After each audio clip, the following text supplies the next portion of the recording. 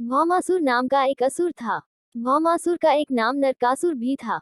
वह मूर्तिमती पृथ्वी का पुत्र था। असुर सदैव ही द्रोही होते हैं।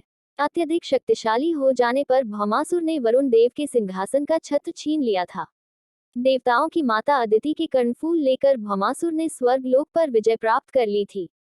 उसके दिनों दिन बढ़ते उत्पातों के बारे में भगवान श्री कृष्ण को सूचित करने इंद्रदेव स्वर्ग लोक से द्वारिका आए।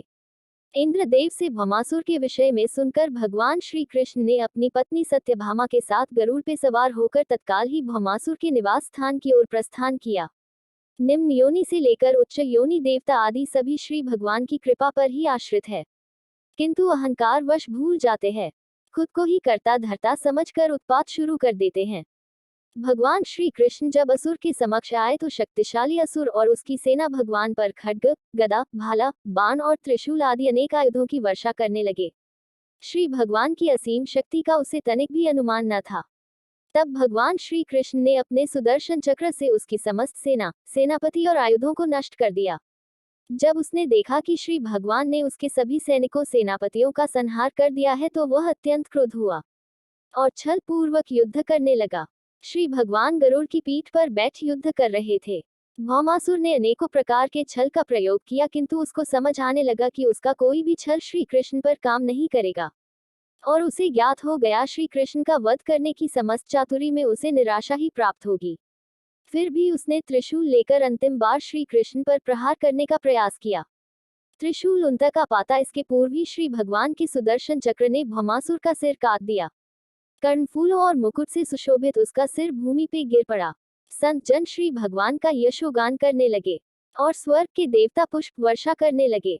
इस समय मूर्तिमती पृथ्वी भगवान श्री कृष्ण के समक्ष आई। उन्होंने बैजंती रत्नों की माला से श्री भगवान का स्वागत किया और संपूर्ण जगत के स्वामी भगवान श्री कृष्ण की स्तुति करने लगी।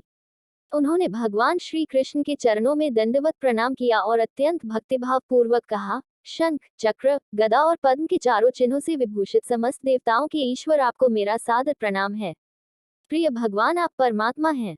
अपने भक्तों की कामना संतुष्ट करने के हेतु आप अपने विभिन्न दिव्य अवतारों में पृथ्वी पर अवतीर्ण होते हैं।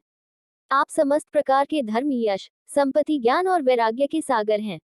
नाथ, आप अजन्मा हैं फिर भी वासुदेव के पुत्र के रूप में प्रकट हुए हैं। आप समस्त कारणों के परम कारण हैं। प्रिय भगवान, जहाँ तक तीनों देवताओं ब्रह्मा, विष्णु तथा महेश का प्रश्न है, वे भी आपसे स्वतंत्र नहीं हैं। जब सृष्टि के निर्माण की आवश्यकता होती है तब आप रजोगुनी आविर्भाव ब्रह्मा की रचना करते हैं। जब आप सृष्टि का पालन करना चाहते हैं तब श्री विष्णु के रूप में विस्तार करते हैं। इसी भांति आप तमोगुण के स्वामी शिव के रूप में प्रकट होते हैं और समस्त सृष्टि का संहार करते हैं। प्रिय भगवान, आप ही प्रकृति है। एकमात्र आप ही जगत के परम ईश्वर हैं।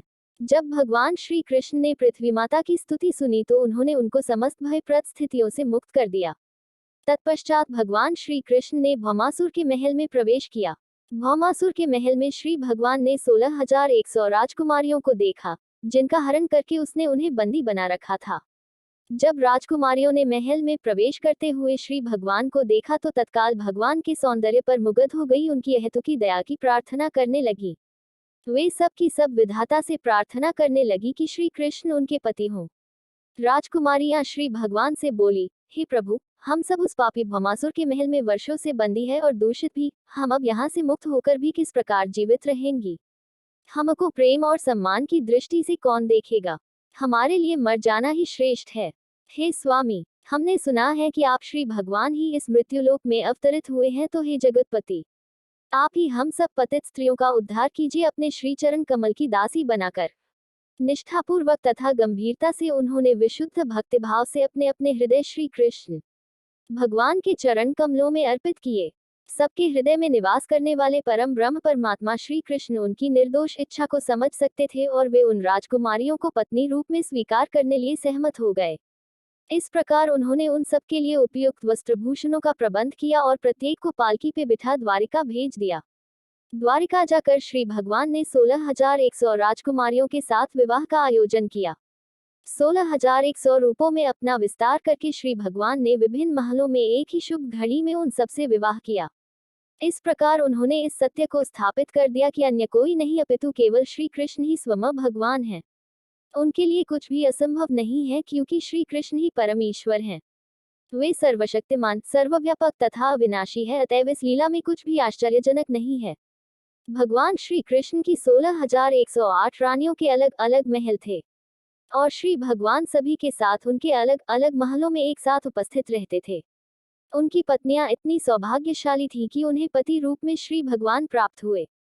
हमें सदैव स्मरण रहना चाहिए कि भगवान श्री कृष्ण एक मानव की भांति अभिनय कर रहे थे। ब्रह्मा और महादेव जैसे महान देवता भी लीला पुरुषोत्तम भगवान कृष्ण की लीलाओं को समझने में असमर्थ रहते हैं।